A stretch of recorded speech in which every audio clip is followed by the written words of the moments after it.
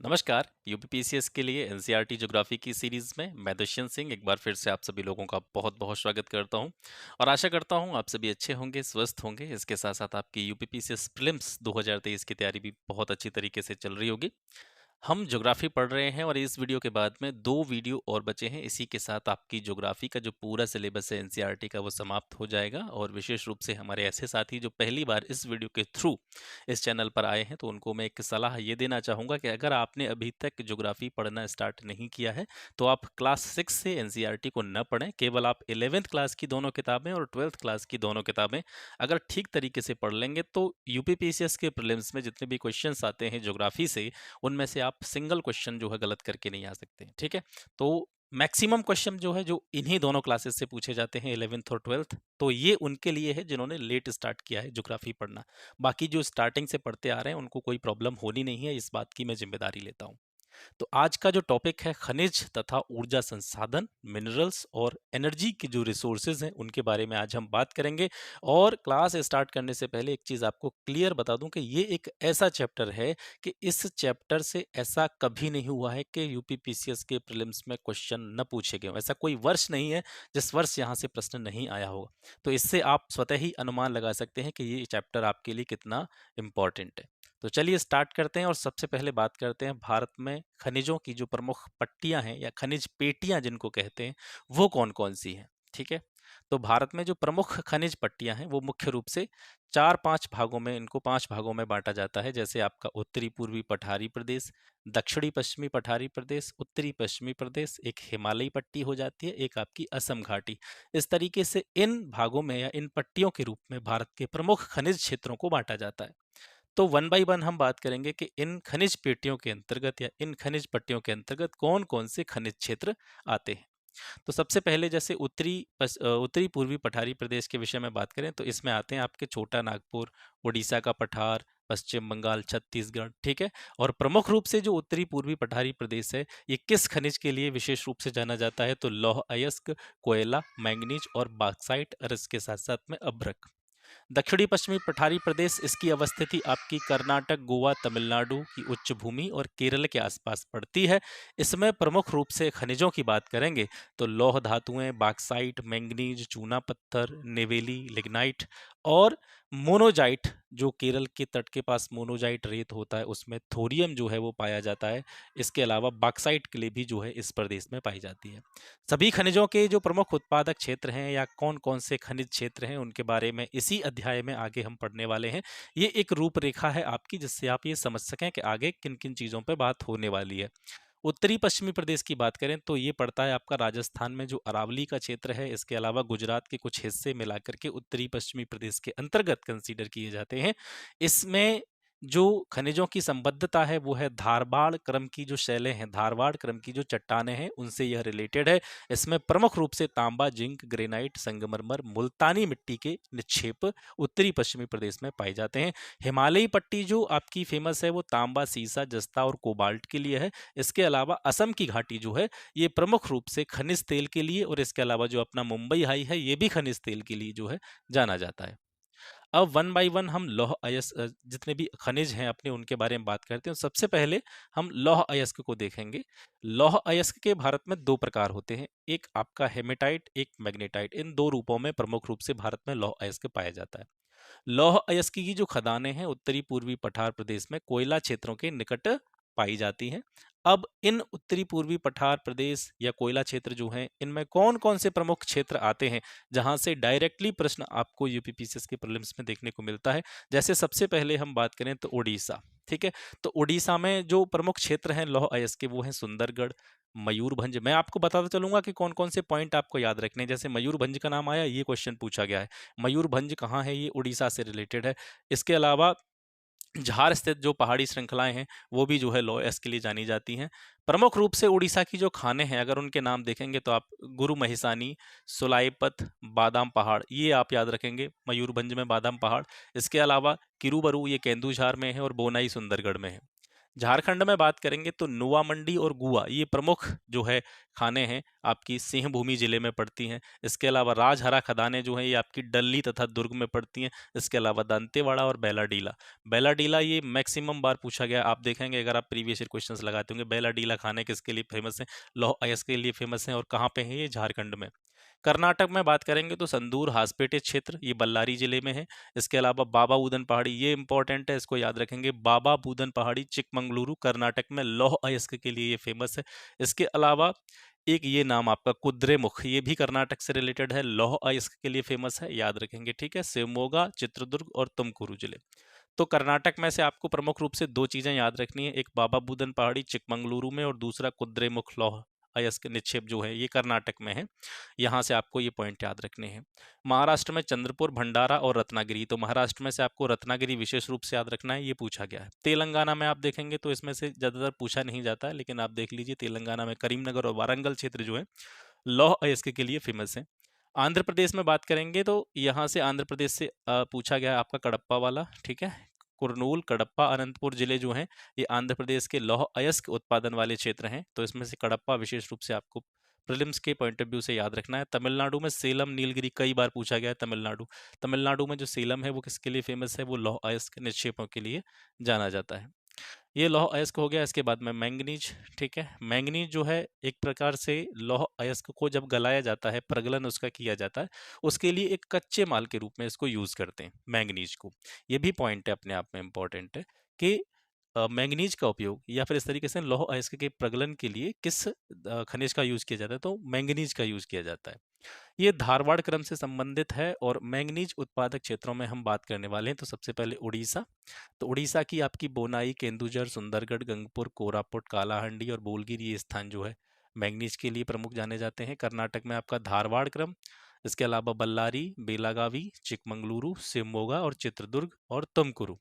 महाराष्ट्र में आपका नागपुर और भंडारा, रत्नागिरी। मध्य प्रदेश में आपका बालाघाट, ये आप याद रखेंगे, बालाघाट कई बार पूछा गया है।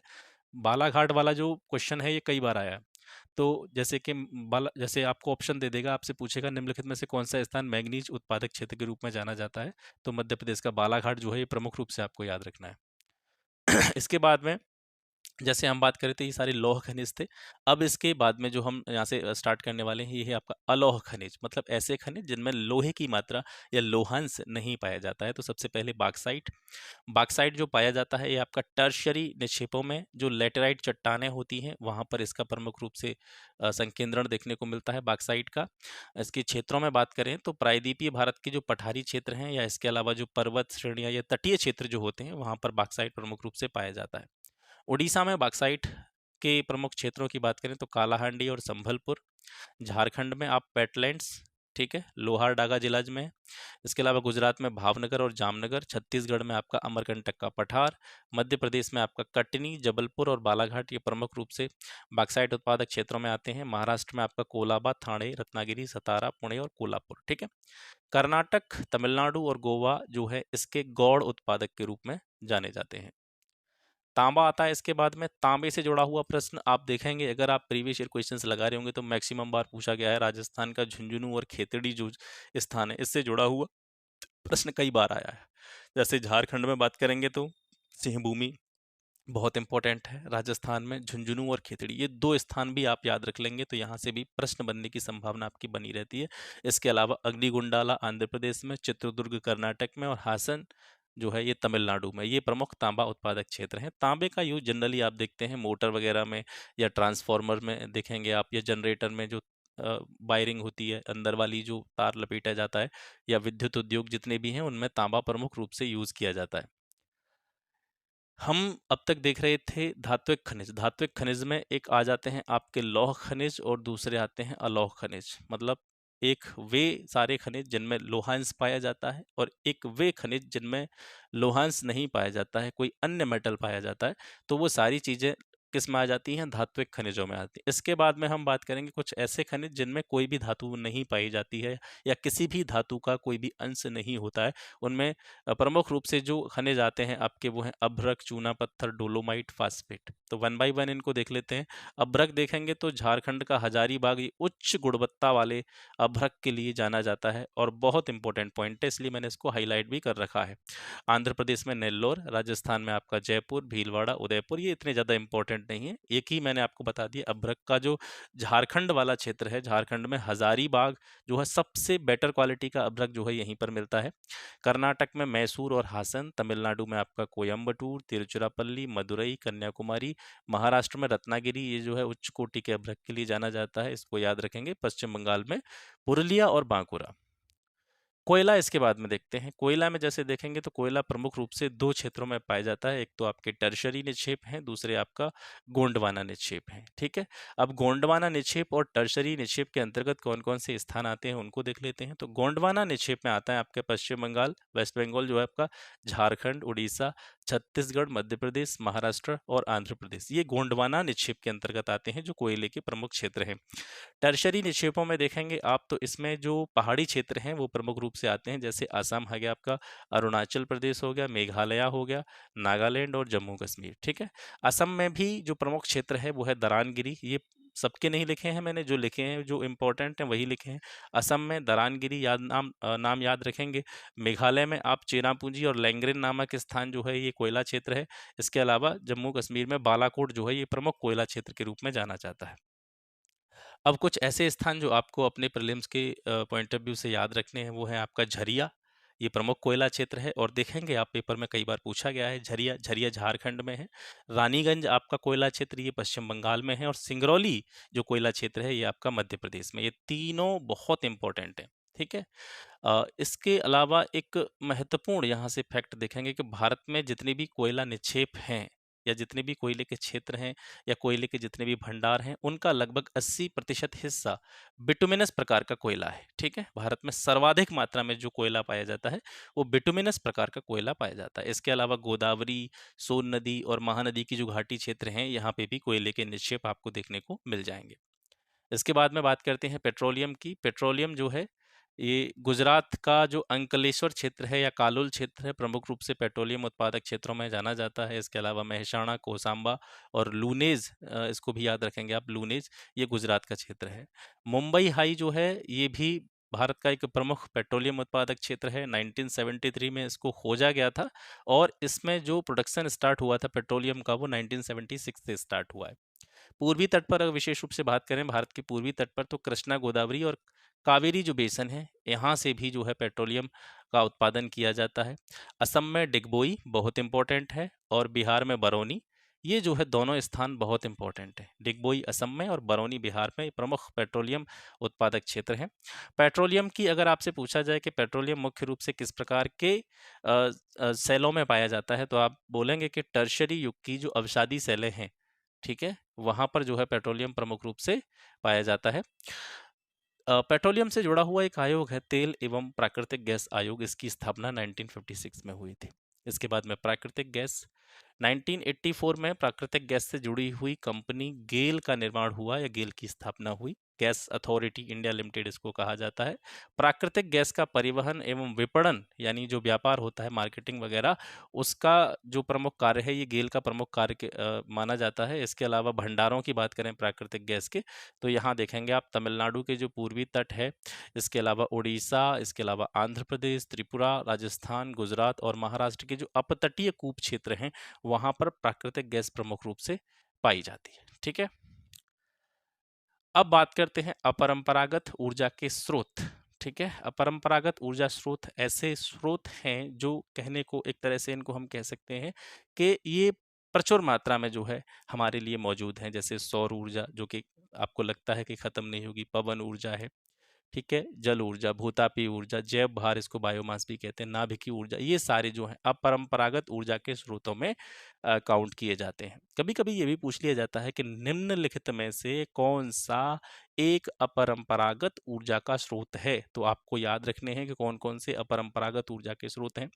परंपरागत ऊर्जा स्रोत क्या होते हैं, अपरंपरागत ऊर्जा स्रोत क्या होते हैं? अगर आपने एनसीईआरटी की मेरी पिछली क्लासेस देखी होंगी तो ये सारी चीज़ें हम पहले ही डिस्कस कर चुके हैं। तो इसमें अपरंपरागत ऊर्जा स्रोतों में सबसे पहले हम बात करेंगे नाभिकीय ऊर्जा के बारे में।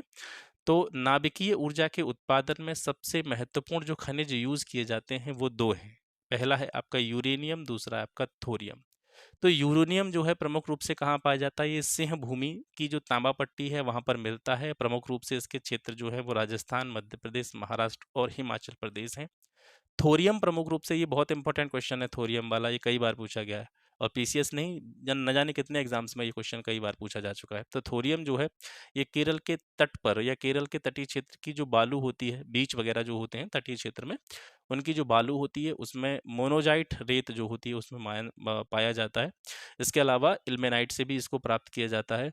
मोनोजाइट जो है विश्व के समृद्ध निक्षेप, अगर आपसे पूछा जाए कि मोनोजाइट के विश्व के सबसे समृद्ध निक्षेप अगर देखें तो पलक्कड़ और कोलाम ये केरला में, विशाखापट्टनम आपका आंध्र प्रदेश में और महानदी डेल्टा ये उड़ीसा में, ये जो है मोनोजाइट के सबसे समृद्ध निक्षेपों में गिने जाते हैं। परमाणु ऊर्जा आयोग की स्थापना 1948 में हुई थी। इसके अलावा परमाणु ऊर्जा से जुड़ा हुआ एक संस्थान ट्राम्बे परमाणु ऊर्जा संस्थान ये 1954 में इस्टेब्लिश हुआ था और आगे चल करके 1967 में इसका नाम चेंज करके भाभा एटॉमिक रिसर्च सेंटर रख दिया गया। BARC इसको कहा जाता है, भाभा परमाणु अनुसंधान केंद्र। इसके अलावा कुछ महत्वपूर्ण नाभिकीय परियोजनाएं आप देखेंगे तो जैसे आपसे पूछा जाए तारापुर जो नाभिकीय परियोजना है ये महाराष्ट्र में है। ये बहुत इंपॉर्टेंट है ये सारे, ठीक है।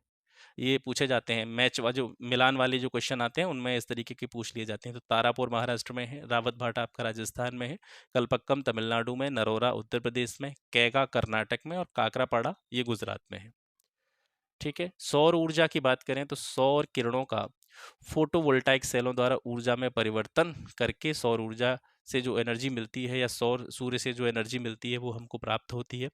इसके अलावा भारत के पश्चिमी भागों विशेष रूप से गुजरात, राजस्थान में सौर ऊर्जा विकास की संभावनाएं सबसे ज़्यादा देखी जाती है। ये बेशक आपको कथन लग रहा होगा लेकिन ये भी पीसीएस में पूछा गया है। दूसरा वाला जो कथन है ये वाला, ये स्टेटमेंट कि भारत के कौन से क्षेत्र ऐसे हैं या भारत के कौन से भाग जो ऐसे हैं जहां पर सौर ऊर्जा के विकास की संभावनाएं सबसे ज़्यादा हैं। तो भारत के विशेष रूप से पश्चिमी वाले जो हिस्से हैं गुजरात, राजस्थान, ये सौर ऊर्जा के विकास की संभावना यहाँ सबसे ज़्यादा है। सौर ऊर्जा का यूज़ हम करते हैं हीटर में या फसल शुष्कक के रूप में या कुकर या जो भी और उपकरण हैं उन सारी चीज़ों में सौर ऊर्जा का यूज़ किया जाता है। इसके बाद में पवन ऊर्जा आती है। पवन ऊर्जा से जुड़े हुए ज़्यादा फैक्ट्स नहीं पूछे जाते हैं या इतना सा आपसे पूछ लिया जाएगा कि सौर ऊर्जा की आदर्श स्थितियाँ विशेष रूप से भारत के किन किन स्टेट्स में देखने को मिलती हैं। तो राजस्थान, गुजरात, महाराष्ट्र और कर्नाटका, और यही स्टेट्स ऐसे हैं जहाँ पर आपको पवन चक्की वगैरह ये सारी चीज़ें देखने को मिलेंगी। ज्वारीय तथा तरंग ऊर्जा, इसकी आदर्श स्थितियां भारत के पश्चिमी तटीय क्षेत्र में है। ये क्वेश्चन भी पूछा गया है आपका प्रीवियस ईयर में कि ज्वारीय और तरंग ऊर्जा के लिए सबसे उच्च दशाएं जो हैं वो कहाँ देखने मिलती हैं? भारत के पश्चिम का जो तटीय क्षेत्र है वहां पर। भूतापी ऊर्जा को अगर देखें तो इसका जो संयंत्र है ये हिमाचल प्रदेश में लगाया गया है, मणिकरण में, ठीक है। भूमिगत ताप का उपयोग का पहला सफल प्रयास अगर आपसे पूछा जाए कहाँ पे हुआ था तो ये 1890 में हुआ था, बोयजे शहर, यूएसओ में, ठीक है। बोयजे शहर या इडाहो, ये यूएसए में जो है सबसे पहले भूतापीय ऊर्जा का सफल प्रयास किया गया था 1890 में। तो ये हो गया आज का सेशन। आशा करता हूँ ये चीज़ आपको काफ़ी अच्छी लगी होंगी और आपके एग्ज़ाम के पॉइंट ऑफ व्यू से काफ़ी बेनिफिशियल आपके लिए रहेंगी। इसके बाद में 2 वीडियो और हैं, जल्दी से आपको प्रोवाइड करा दूंगा। ज्योग्राफी का काम आपका ख़त्म हो जाएगा। चैनल के साथ इसी तरीके से बने रहिए। बजट मैंने आपको पहले ही प्रोवाइड कर दिया है, उसको भी देख लीजिएगा थोड़ा सा। और इकोनॉमिक्स जो है इसके अलावा पॉलिटी, ये 2 सब्जेक्ट्स जो है मैं बहुत जल्दी आपका स्टार्ट करने वाला हूँ और मैं आपको पहले ही बता दूंगा कि मैं कितने दिन में इनको ख़त्म करूँगा, ठीक है। मैंने आपके लिए भूगोल से जो बचा हुआ आपका सिलेबस था उसके लिए 3 से 4 दिन मांगे थे और मैक्सिमम आज या कल में ये सारी चीज़ें जो है क्लियर हो जाएंगी, ठीक है। तो मिलते हैं आपसे फिर एक नेक्स्ट वीडियो में एक नए टॉपिक के साथ। तब तक के लिए नमस्कार, जय हिंद।